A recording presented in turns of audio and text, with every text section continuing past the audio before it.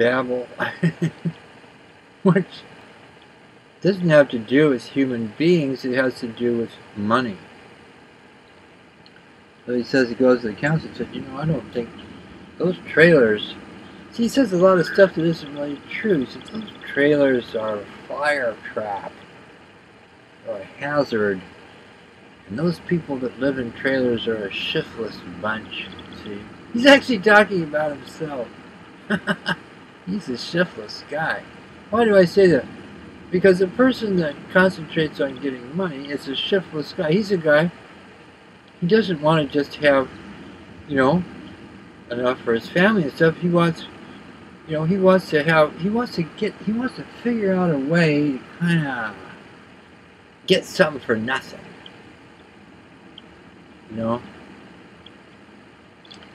One way you can do that is charge you a little bit more for it than what it's actually worth.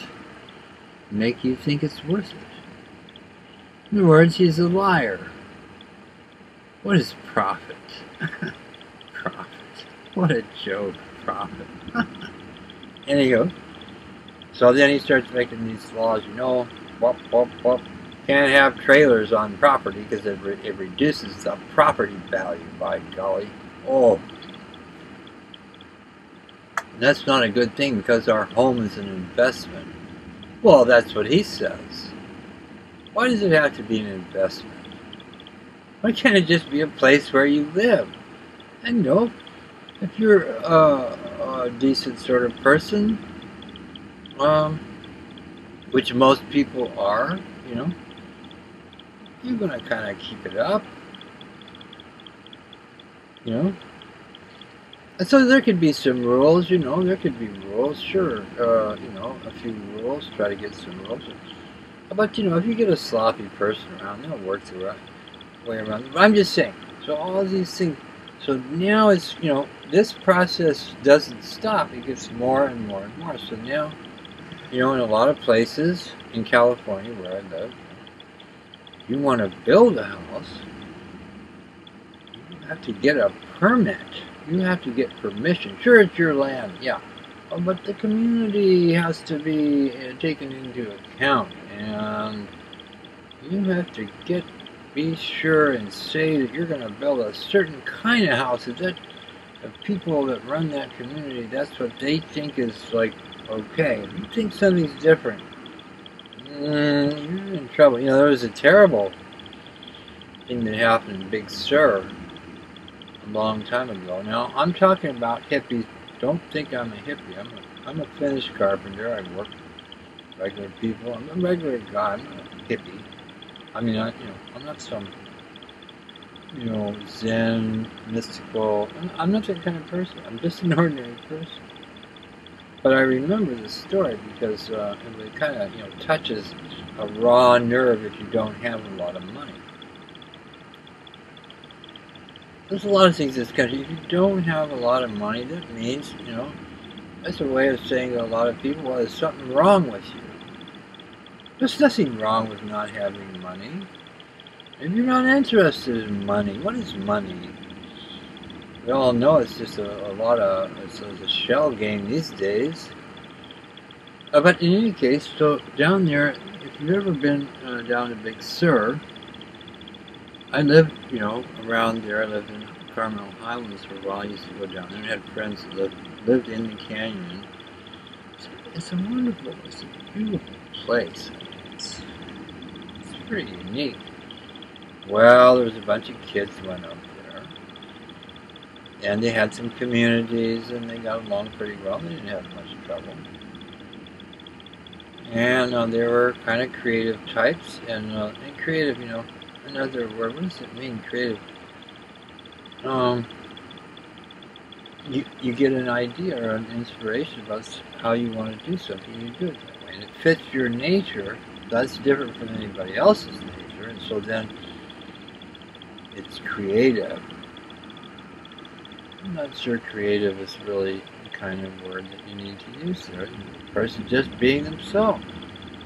One kind of guy, he'll build a round house, and that's the way he is, and another one will build one sharp angles, or, kind of real large or real small. You know, different things that people do.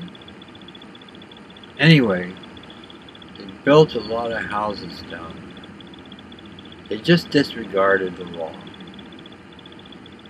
Because, you know, that was a polar thing, you know, the wealthy people that own big ranches up there, huge places that, you know, in other words, they got their hands on the land.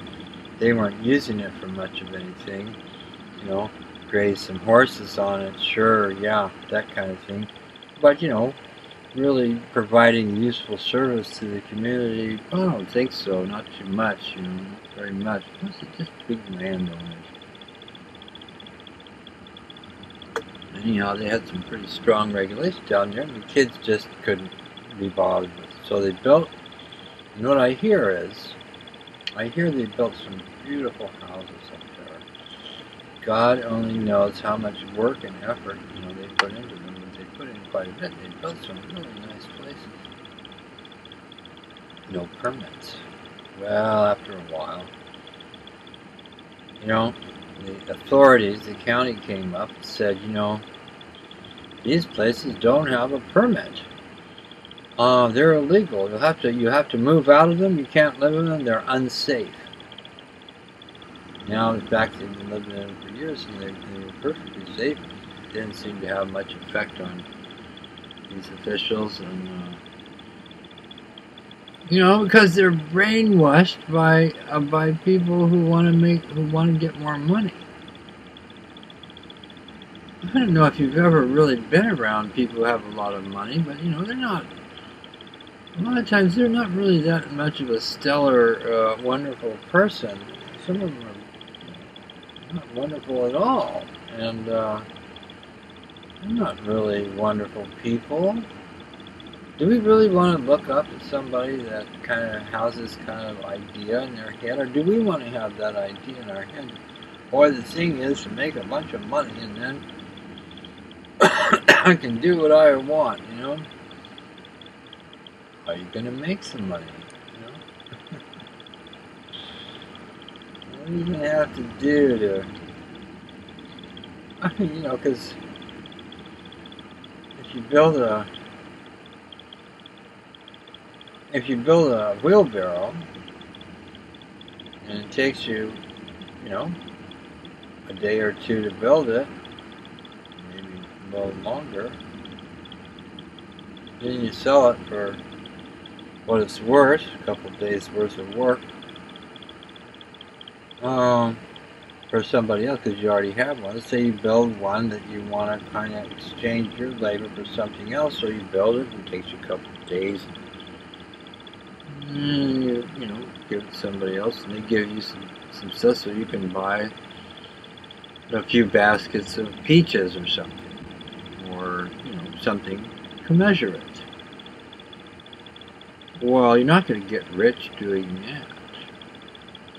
But if you kind of raise that price up a little bit, yeah, you get a bunch of people to work for you that you wouldn't quite pay them quite what was fair, and you kind of squeeze things around one way or another, well, yeah, you can make a lot of money from that, because you get what you shifted around, did stuff that wasn't so good to do. So anyway, so these rich people up there, so it was a terrible thing.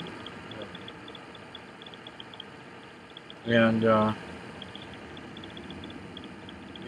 you know, and I'm sure there are people, if anybody watches it, well, that's not, you know, that's good. You're advocating anarchy, and of course you don't actually know what anarchy is. It's got a bad reputation too. Anarchy isn't what you think it is. It's just people not being, you know, controlled by a bunch of other people. But anyhow, so